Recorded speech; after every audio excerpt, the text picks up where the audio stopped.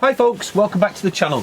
You join us on a rainy day, so bear with us for the rain at the storage yard, and we're going to be chatting about what we learnt whilst towing our caravan in Europe. Now, we've been to Europe 4 times now over the last few years, and I think we've reasonably got an handle on how you can make this a smooth and easy holiday. So we're going to take you through it now, step by step, and let's see how we get along.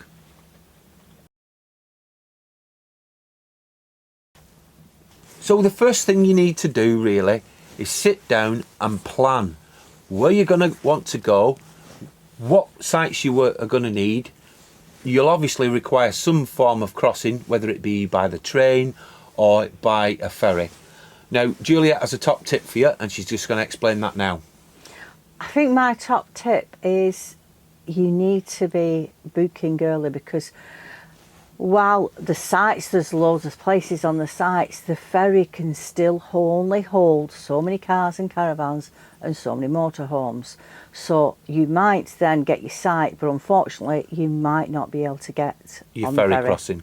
The other thing as well is there's only so many cabins, which we'll go on to a little later in the video.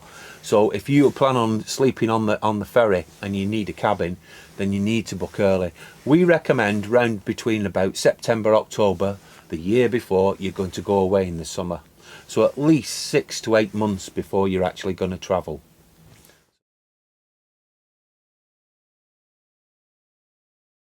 So this is going to be your first time towing your caravan abroad. Now, if you're going to do that, what we would recommend is book through one of the clubs. We booked ours through the Caravan and Motorhome Club, and Julia will explain now. We did. I mean, I looked at lots of different sites, and then we narrowed it down to which sites we want to do and which ferry we wanted to go on. Now, even when I first rang up, they went through the availability of the ferry, which days you were travelling, how far the site was, and it's so much easier because one phone call, they can actually work it all out for you. Now, if it needs to be amendments, they can do it while you're on the phone, and it made life a lot easier for us. Now, some people say, you know, there's a good discount on the ferries. I don't necessarily agree with that. I think if you shop around, you can get your ferries a little bit cheaper than the club, but not always. It depends on which time of the season that you're thinking of going. So just bear that one in mind. So you've chosen now your sites, the country you're going to go to, and you've sorted out your ferry crossings.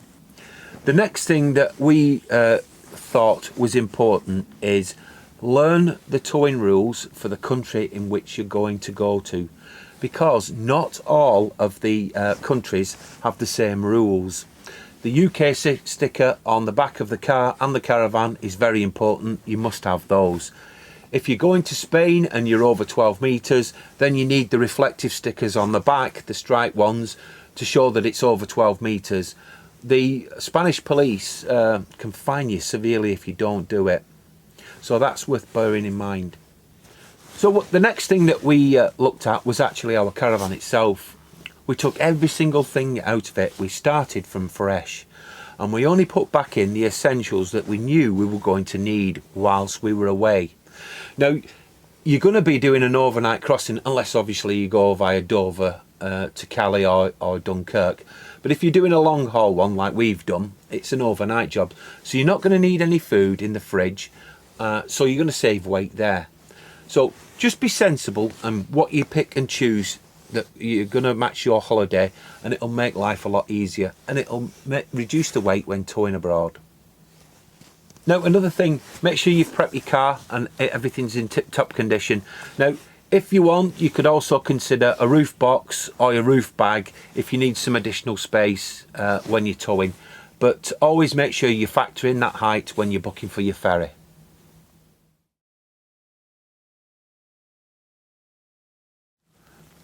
So once you've got everything all planned and in order, the next important thing is your documents. Now, you're obviously going to need your passports, and you need, for most EU countries, at least 6 months left on them. So make sure they're up to date and they're all sorted, and then you can go on your holiday. Now, the next documents you're going to require are the V5 or logbook for your car to prove ownership. and either the CRIS document for your caravan to prove ownership, or some form of letter or document from a caravan dealer to say that you own the caravan.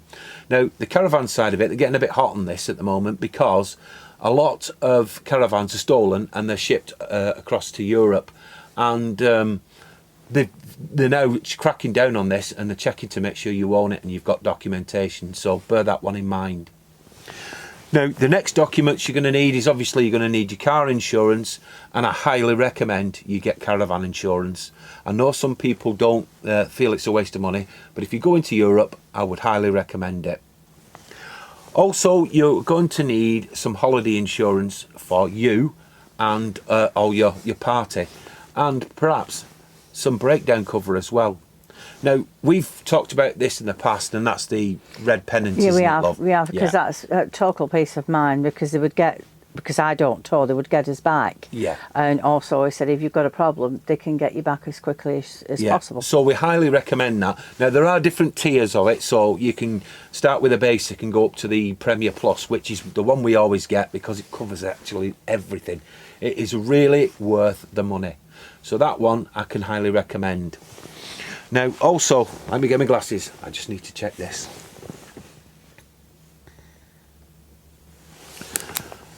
Now, also, with your car, your tow car, you also need to take the MOT to make sure that it is actually roadworthy.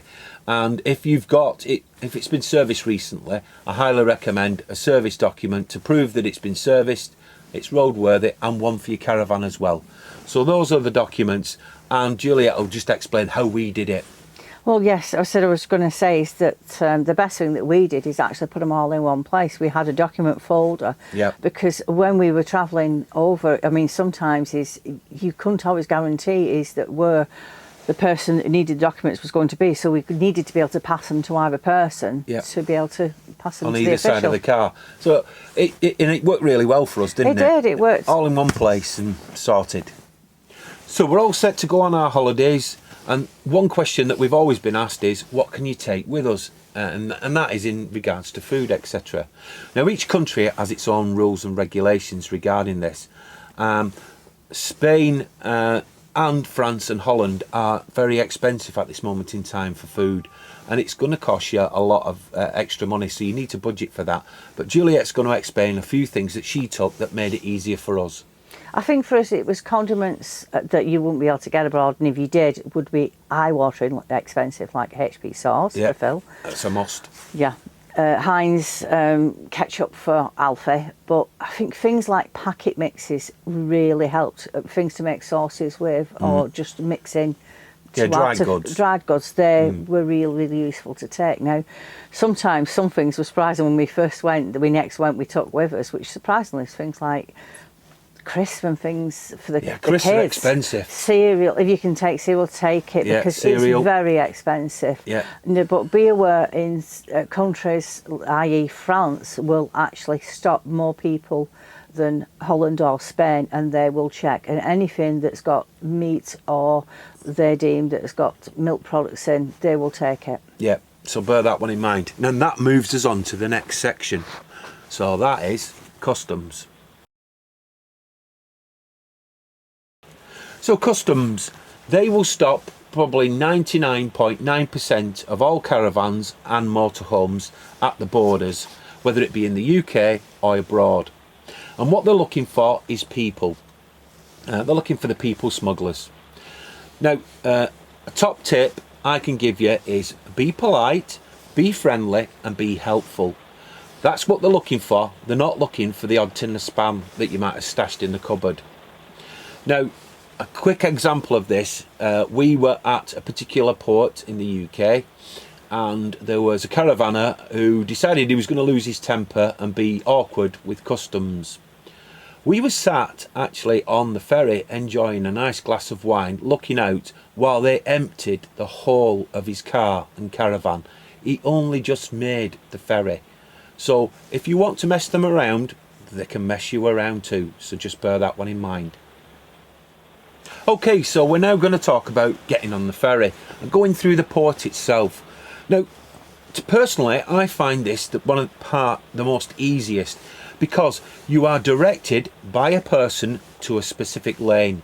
And providing you stay within that lane and you follow their guidance, you will not have an issue entering the ferry itself.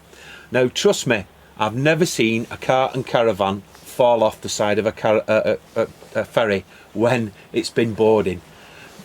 Once you're on the ferry, again, it's all laned and it's all guided by people. And you just follow that, and it's basically straight lines. You're not going to be asked to reverse. You're not going to be asked to manoeuvre too much. In some ferries, you do actually go in this way, and then you come round at the bottom and come back out again to face the front of the ferry. But that's not an issue. It's massive space, and it's very easy to turn. So don't get worried about it. Just follow what the people at the ports tell you and on the ferries, and you won't have an issue with boarding the ferry. So we're now on the ferry, and Juliet's going to give you her top tips for this. Hire a cabin, definitely, 100%. I can't believe that people would sleep in those chairs. They look so uncomfortable, and it's noisy. No matter how much people are quiet, it's still noisy. You know, a cabin, you can have a sleep. You've got to be able to have a shower. You've got a lot more privacy, haven't you? It is. It's so much easier. Yeah, so I mean, much them chairs are just awful. There's no privacy at all. And I don't fancy sleeping with 20 or 30 other people, personally. So try and factor that into your budget. Make sure that you can get a cabin as well. It will save you a lot of stress and tiredness as well. Oh, and I've just missed something. Talking about being on the ferry. Now, one of my top tips, again, was to pack an overnight bag, which we did that all the time. We did it with Alfie, we did it on our own. It made it so much easier. Change your clothes, your small toiletries. Just Sorted. Made it easier. Job done. Yeah. I mean, we were seeing people hauling big cases on because they hadn't done it. I was And you're really thinking, surprised. Why would you do that? Yeah, just for the sake of a small overnight bag. So that's another top tip. Put enough clothes and toiletries in a little overnight bag so that it covers your journey. Now, if you book a ferry to Holland or France, you can book meal packages. But if you go to Spain, you can't book a meal package. So with the Spain one, we highly recommend that you try and book the Commodore Lounge, because it will save you paying for over expensive priced food in the cafes, and you're not joining in a big queue. You can just go in there, it's private, it's quiet, and you can enjoy all the facilities and food that they offer in there. But it is an extra cost, but it's a cost that's well worth it. And on a note of that is there are only so many spaces, and once they're sold out, they're sold out, because on the way there we couldn't get the lounge, but we could on the way back. Yeah. Now with Holland, we booked meal packages, which made it a lot easier because we just had our tickets. We'd already paid for it, and we just went and got something to eat. Now, weren't sure about on some of the meal packages on the France one, but if they did, if I went back again, I'd definitely get them because that was quite expensive. Yeah, I'd highly recommend them. Try and pre-book your meals, save you a lot of money. So once you've got off this ferry at your designated European country, you're going to have to, first of all, get over the fact that you're on the opposite side of the road. But once you start towing and you settle into it, I think you're going to find it a lot less stressful than towing in England. I found it more stressful towing from Lancashire to Portsmouth than I did going all the way through France and Spain and also Holland. Now, with that in mind, also you've got tolls to pay on certain roads. Now, in France, there's quite a lot of tolls, and there's short distances between each pay point. So if that's the case and you've got a long distance to go, I'd perhaps recommend one of the prepaid boxes that you can rent. That would save you a lot of hassle. But if, like, say, Spain as an example, there was only one toll from northern Spain right down to the Mediterranean, and it was a huge gap, hundreds and hundreds of miles, and it was only €32, which is quite cheap. So you wouldn't want to waste your time with one of those boxes. Now, Holland, I think we've been to Holland twice now, and I don't think at any point I ever saw a sign for a toll road. I think they're actually toll free, but their roads are quite busy. But the good part about that is, yes, they're busy, but a lot of their drivers are very courteous and very sympathetic towards caravanners because it's a popular pastime in Holland. So they understand perhaps what little stresses and things that you're going through whilst you're towing. And that puts your mind at rest, because it did mine. In fact, I would tow abroad rather than tow in England any day of the week. We have been to 3 European countries, and we've been to Holland twice. Now, in Holland, we would recommend this with teenagers. The sights are not quite as good as France, which we'll talk about in a moment, and they're different to the ones in Spain as well. But there's some fantastic places to go and see in Holland, and if you're into history, social history or anything like that, then that is a place you want to visit. There are loads of places to go and learn and see and do, and they all cater for English speaking people such as ourselves. In fact, most Dutch people actually speak English, which is nice. They like us. Now, Spain, there's not so many places to go and visit because they don't tend to cater for us English speaking. It's very outside, have a beach or pool. It is, yeah. They don't do museums, and if they do, they're all in Spanish, and they very rarely have an interpretation box, machine or pamphlet for you. So that's something that we'd probably give a wide berth from. France, on the other hand, we like that for lots of reasons, but the sights are probably the best thing They are, about especially, I would say, with younger children, there is a lot on the sites, and we said that they really are really top. Yeah, they are. Notch. They cater for everything. The one thing I will say about all the sites that I've just mentioned, whichever country it is, if they have a little shop, it's very expensive. Very.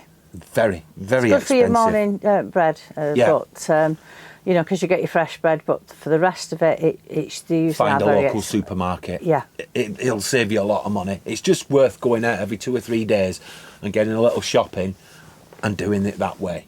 The site store, I mean, we had one and it was something like, how much was it for that small jar of mayonnaise?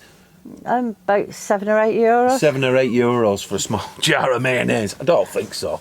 So bear that one in mind as well.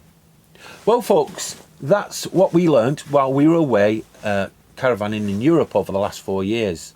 I hope this is something that you could find useful and enjoy your European holiday with the caravan. I think that's it, isn't it? It is, but if you are going this year, like I say, enjoy yourselves. Yep, we aren't. Never mind. Bye for now. Bye.